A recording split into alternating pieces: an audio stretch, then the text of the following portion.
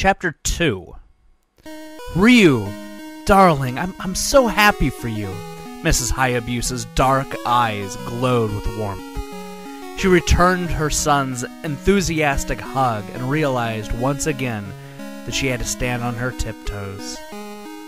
Her boy had grown so much. Ryu tore himself away. I don't believe it. No, I do believe it. I don't even know what to believe. Oh, this is incredible. He let out a whoop in joy and leapt into the air. Mrs. Hayabusa laughed. I've never seen you this way, my son. I've never felt like this. For the first time since coming home, he set down a small box he was carrying. Opening it delicately, he pulled out the only item of clothing he had ever cared about, his black belt. He tried it on and felt power surging through him. Hey, how does it look, Mom? Mrs. Hayabusa looked deeply into her son's eyes. Beautiful, Ryu, she said, her voice just barely above a whisper. It's just beautiful. Ryu nodded. His joy had overwhelmed him. He had hardly been able to see straight, but his mother's eyes brought him back to earth. There was sadness behind them, and Ryu knew why. It's time, I guess, huh? He said.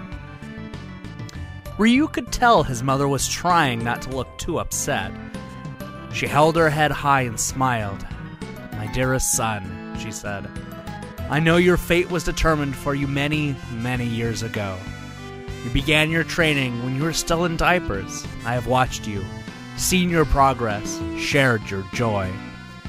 And I know that all of this has been preparation for this day, but somehow... Her voice broke. Ryu rushed to her side and put his arms around her. She let him stay there for a moment, taking comfort silently. Then she gently took his arm away and walked across the living room. The delicate straw Tommy mat rustled under her footsteps. She stopped at the oaken chest and choked back a sob. Pulling open the top drawer, she took out a sealed envelope. Holding it in her trembling fingers, she turned to face her son. When your father left Tokyo for America, he was a young man, she began. He was so proud of his newborn baby boy, Ryu. He couldn't wait to come home from his expedition, and neither could I. I remember his parting words exactly. I give you this, my dear Asami, with a reluctant heart. I know I'll be seeing you within 2 weeks, but in the unlikely event I should not return, save this letter, this Gaiden, until little Ryu has become a man. On that day, you must give it to him and wish him success with all your heart. Ryu nodded. He had heard this story as a little boy and had never forgotten it. I was startled, Mrs. Hayabusa continued. But your father comforted me.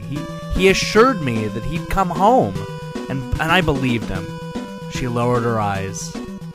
Never did I think I would have to give this to you, Ryu. A tear rolled down her cheek as she handed her son the envelope. Ryu took it. He felt an icy cold, numb. He was torn between the urge to comfort his mother and the call of destiny. The envelope had yellowed with age.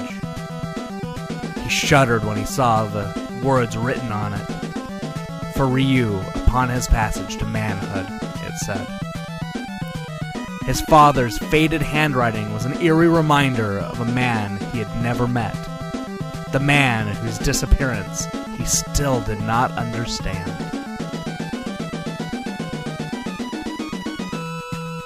To be continued.